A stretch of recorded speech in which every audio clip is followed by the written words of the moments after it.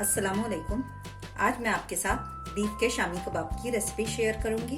इसे ज़रूर बनाएं। आपको मेरी रेसिपी पसंद आए इसे लाइक शेयर करें और मेरे चैनल को सब्सक्राइब करें।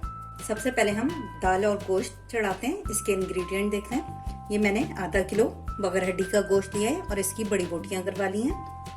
300 ग्राम चने की दाल है, इसको मैंने आधा घंटा पहले भिगो दिया था।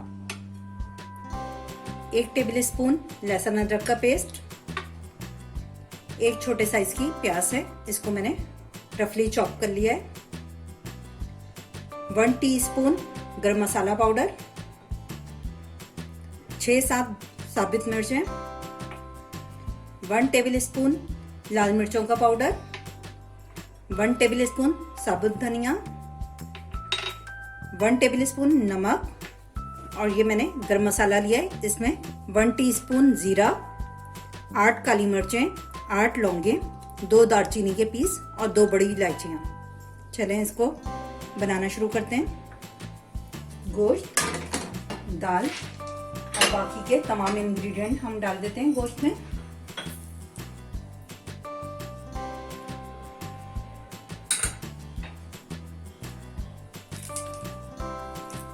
और इसमें 2 गिलास पानी डाल के इसे पकने रख देते हैं और इसे इतना पकाएंगे कि गोश्त और दाल गल जाए।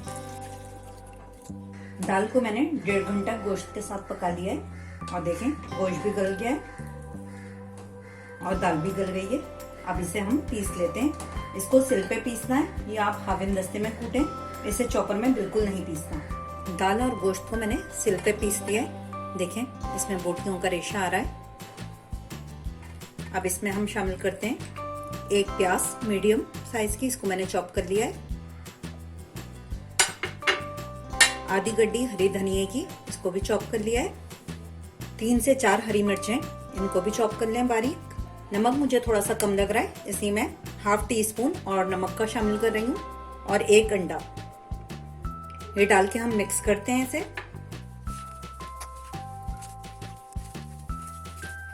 अब इसकी हम टिक्कियां बना लेते हैं।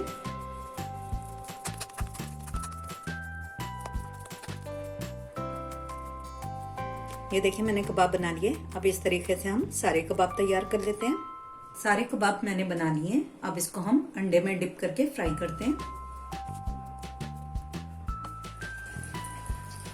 कबाब एक साइड से फ्राई हो गए। अब इसे हम पलट लेते हैं।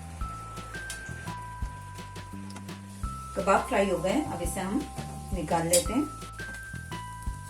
और अपनी डिश में सर्व करते हैं इसे। शामी कबाब तैयार हैं। इसे जरूर बनाएं, ये बहुत अच्छे रेशे वाले बनेंगे।